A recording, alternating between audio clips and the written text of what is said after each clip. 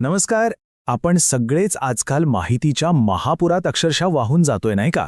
पण विचार करा, या माहितीच्या समुद्रातून आपल्याला हवे ते मोती काढून देणारं एक AI टूल मिळालं तर? आज आपण अशाच एका जबरदस्त टूलबद्दल बोलणार आहोत. चला तर मग पटकन बघूया की आज आपण काय काय समजून घेणार आहोत.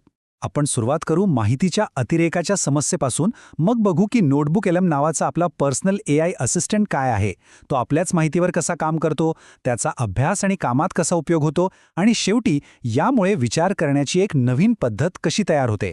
तर सुरुवात करूया आपल्या सगळ्यांच्या ओळखीच्या समस्येपासून. आपल्याकडे माहितीचा डोंगर असतो, पण त्यातून नेमकं काय घ्यायचं हेच कळत नाही. हे चित्र तर आपल्या रोजच्या जगण्यातलं आहे नाही का?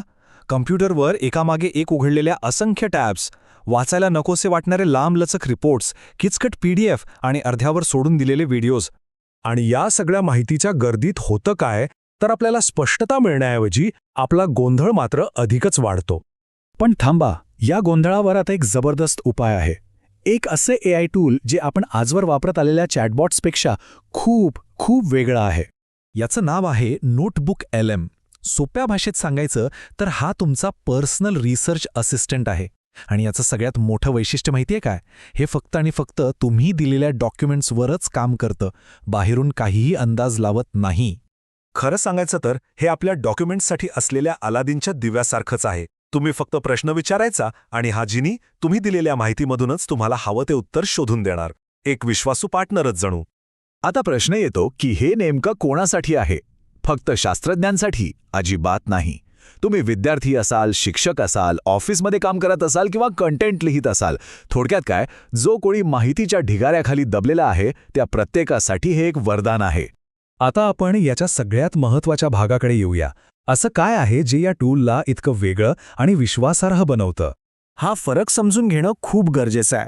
बघा, जे सामान्य AI चॅटबॉट्स असतात ते पूर्ण इंटरनेटवरून माहिती घेतात, त्यामुळे कधीकधी ते चुकीची माहिती देऊ शकतात, ज्याला हॅल्युसिनेशन म्हणतात. पण नोटबुक LM असं काहीही करत नाही. ते फक्त तुम्ही दिलेल्या डॉक्युमेंट्सच्या मर्यादेतच काम करतं.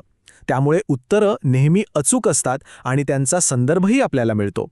आणि हे वापरायला किती सोपं आहे बघा. फक्त 3 स्टेप्स.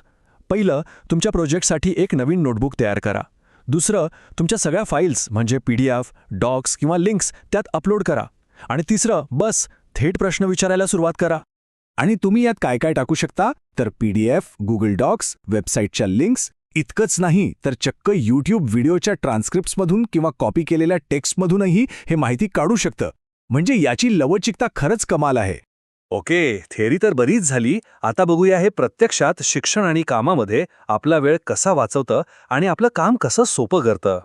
हे टूल फक्त प्रश्नांची उत्तरं देत नाही, तर जादू केल्यासारखं तुमच्या माहितीला वेगवेगळ्या फॉर्मॅट्समध्ये बदलतं. समजा एखादं मोठं डॉक्युमेंट आहे, त्याचा सारांश एका क्लिकवर मिळेल, महत्त्वाच्या मुद्द्यांचा माइंड मॅप बनवून मिळेल, अभ्यासासाठी क्विज किंवा फ्लॅशकार्ड्स तयार होतील. अरे इतकंच काय, तुमच्या नोट्सवर आधारित एक पॉडकास्टसारखी ऑडिओ चर्चासुद्धा ऐकता येते. विद्यार्थ्यांसाठी तर हे म्हणजे खजिनाच आहे. विचार करा, जाडजूड पुस्तकातल्या चॅप्टरचा सारांश काही मिनिटात मिळणार, लेक्चरच्या नोट्समधून आपोआप क्विज तयार होणार, आणि अवघडातली अवघड संकल्पना सोप्या भाषेत समजणार. म्हणजे अभ्यासाचा सगळा ताणच गेला. आणि ऑफिसमध्ये काम करणाऱ्यांसाठी, समजा तुम्हाला 10 वेगवेगळे रिपोर्ट्स वाचून त्यातले कॉमन पॉइंट्स काढायचे आहेत. जे काम करायला पूर्वी तास लागायचे ते आता काही मिनिटांत होईल. मीटिंगच्या नोट्समधून ॲक्शन पॉइंट्स आपोआप निघतील. म्हणूनच याकडे पाहण्याचा आपला दृष्टिकोन बदलणं खूप गरजेचं आहे. हा फक्त वेळ वाचवणारा शॉर्टकट नाहीये, हे त्याहून खूप जास्त आहे. एक वाक्य नेहमी लक्षात ठेवायला हवं. AI आपला सहाय्यक आहे, आपला बॉस नाही. म्हणजे अंतिम निर्णय आणि विचार करण्याची शक्ती ही आपल्याच हातात राहते. याला आपण एक विचार करणारा भागीदार किंवा थिंकिंग पार्टनर म्हणू शकतो. म्हणजे कसं की जर आपले प्रश्न स्पष्ट आणि मुद्देसूद असतील तर आपल्याला मिळणारं आउटपुटही तितकंच जबरदस्त असेल. पण जर प्रश्नच गोंधळलेले असतील तर उत्तरही तशीच मिळतील.